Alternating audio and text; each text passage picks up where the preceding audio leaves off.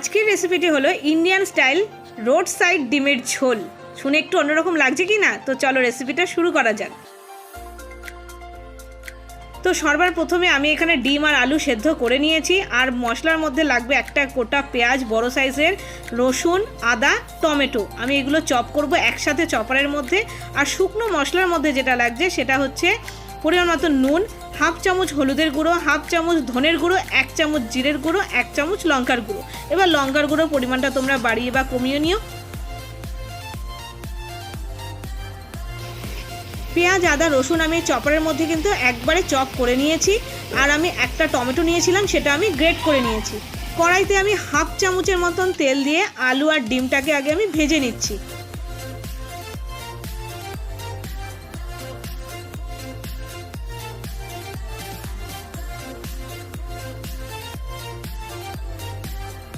তো আমি আমার পছন্দ মতন আলু ডিমটা ভেজেছি, তোমরা আরেকটুখানিও ভাজতে পারো। এবার আমার আলু ডিম ভাজা হয়ে গেছে, আমি তুলে নিচ্ছি। এবার কড়াইতে দিয়ে দেবো তেল পরিমাণ মতন। এখানে আমি 3 চামচ মতন তেল দিয়েছি।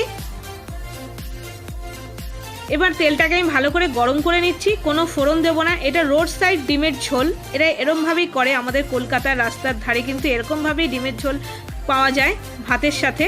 তো দেখো আমি পেঁয়াজ, আদা, রসুন যে চপ করে নিয়েছিলাম দিয়ে দিলাম কড়াইয়ের মধ্যে।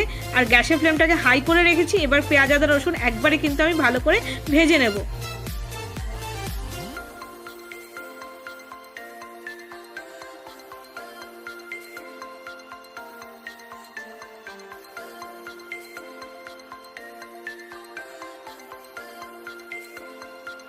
তো পেঁয়াজ, আদা, রসুন কিন্তু আমার ভালো করে ভাজা হয়ে গেছে, সুন্দর একটা গন্ধও আসছে। এবার আমি দিয়ে দেবো টমেটো যে গ্রেট করে রেখেছিলাম সেটা।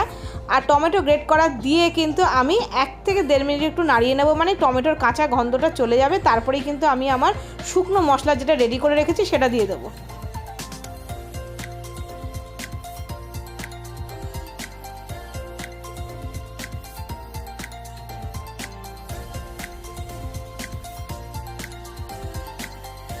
তো শুকনো মশলাগুলো একবারে সব দিয়ে দিলাম। এবার একটুখানি বাটি ধুয়ে জল দিয়ে দিলাম। জল দিয়ে এবার সব মশলা ভালো করে কিন্তু কষাবো, গ্যাসের ফ্লেমটা মিডিয়াম টু লোতে রেখে। আর যতক্ষণ না পর্যন্ত সাইড থেকে তেল ছাড়ছে।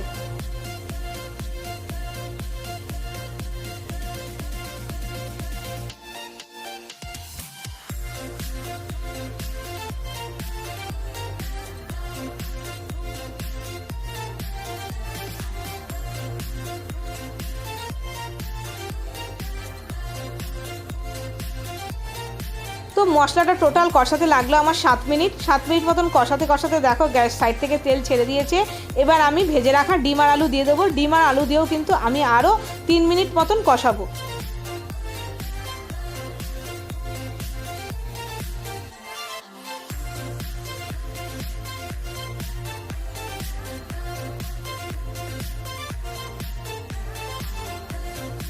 তো ভালো করে আমার মশলা দিয়ে ডিম দিয়ে আলু দিয়ে সব কষানো হয়ে গেছে। এবার আমি ঝোল দিয়ে দিলাম। আমি এখানে 2.5 কাপ মতন ঝোল দিয়েছি, এটা ডিমের ঝোল হচ্ছে, তো সেই জন্য 2.5 কাপ মতন ঝোল দিয়ে ভালো করে নাড়িয়ে আমি এখন কড়াইয়ের ঢাকনিটা দিয়ে দেবো 2 থেকে 3 মিনিটের জন্য।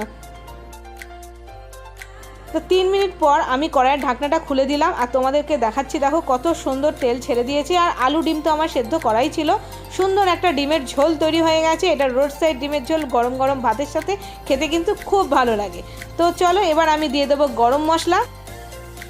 আর গরম মশলা দিয়ে আমি গ্যাসের ফ্লেমটাকে বন্ধ করে আমি 1 থেকে 1.5 মিনিটের মতন একটু স্ট্যান্ডিং টাইম দিয়ে রেখে তারপরে কিন্তু আমি গরম ভাতের সাথে সার্ভ করবো।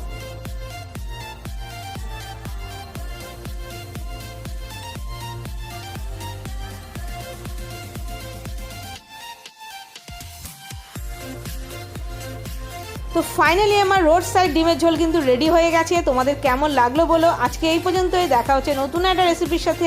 Bye bye.